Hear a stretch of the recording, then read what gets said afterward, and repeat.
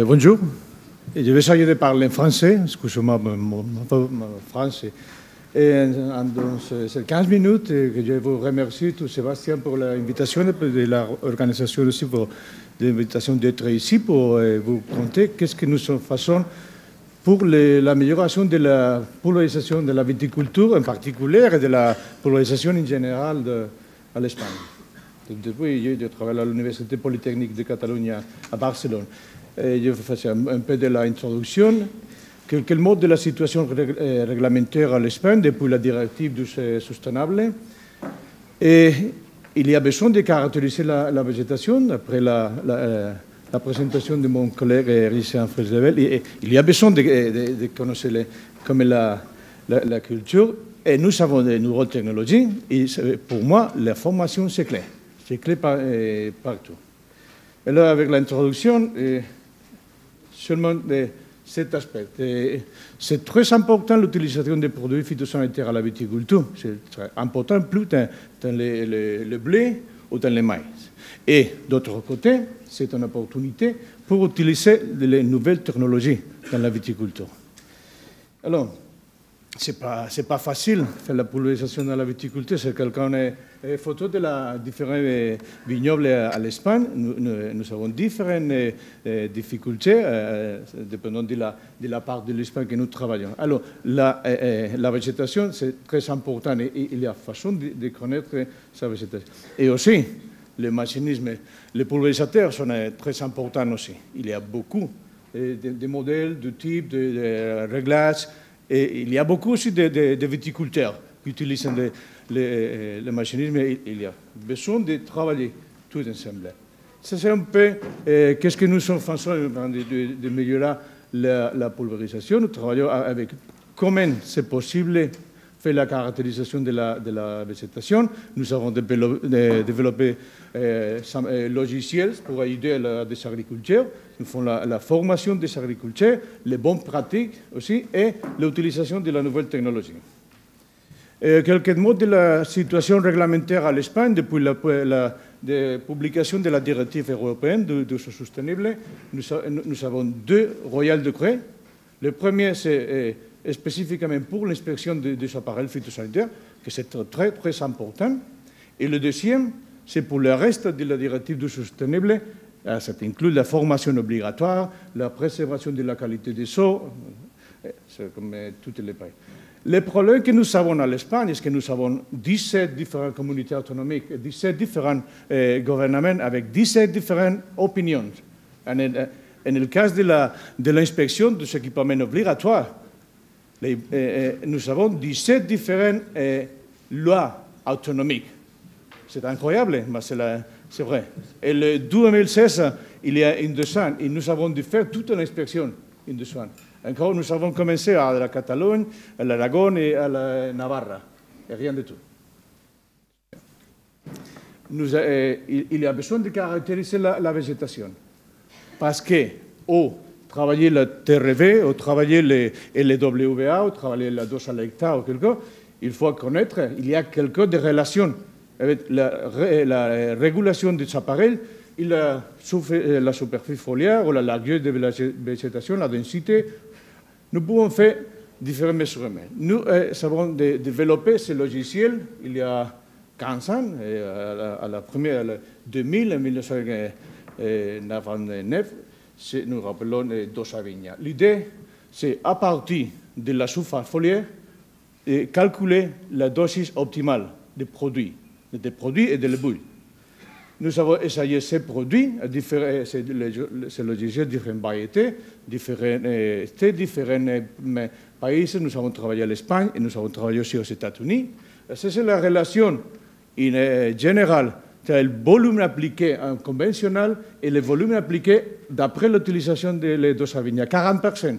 Mais si nous utilisons la concentration, comme en Espagne nous utilisons la concentration, c'est aussi la 40% de réduction des produits phytosanitaires.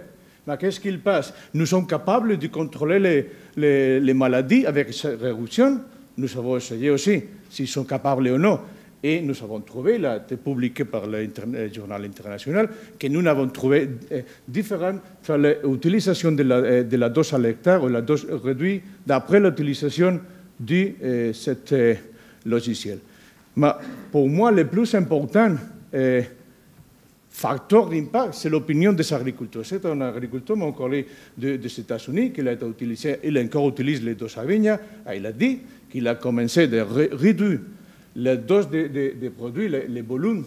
Il a commencé à traiter avec 50 gallons par acre, 50 litres à l'hectare. Le premier, c'était. D'après d'utiliser les doses à vigne, il a passé à 17 gallons par acre. 170, le langage pour moi, 170 litres à l'hectare. Mais le plus important, c'est là-bas il dit qu'il s'agit d'ahorrar, de save 2 000 à 3 000 euros par an. C'est la parole de l'agriculteur. Alors, il faut mesurer la végétation, ou bien faire de la format manuel, ou bien qu'est-ce que nous avons travaillé sur les sensors, les capteurs LIDAR, comme c'est ça, pour faire la complète caractérisation de la végétation.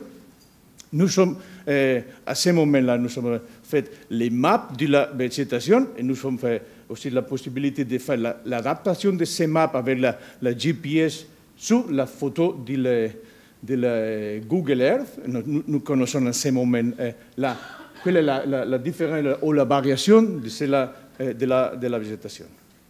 Mais encore, nous devons faire quelque chose de plus avec cette végétation. Comment est-ce que nous pouvons utiliser la nouvelle technologie? Alors, nous avons travaillé avec les capteurs LIDAR et les capteurs ultrasons pour faire une application selon la variation de la végétation, avec différentes électroniques.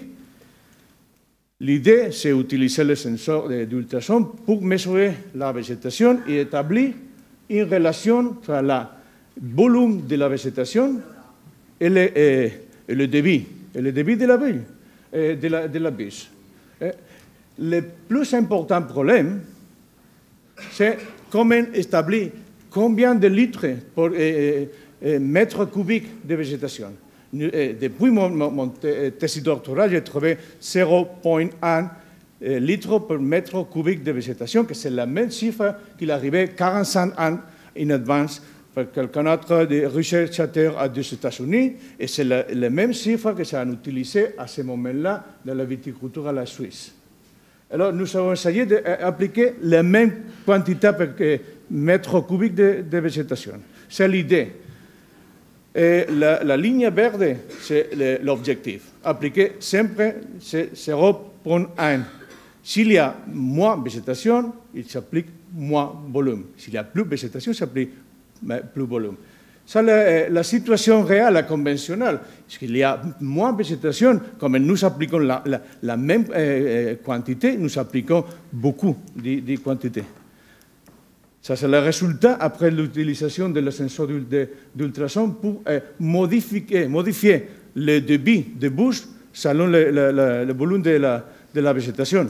Et bien sûr, il y a différence entre la végétation la première été à la végétation la dernière été, à la différence dans la ligne de végétation. Pourquoi nous sommes capables de réduire la quantité de produits? Parce que le débit de la bouche, c'est constant. Comme la ligne, la grande horizontale, c'est le débit constant, et il n'y a pas de différence en la ligne de végétation.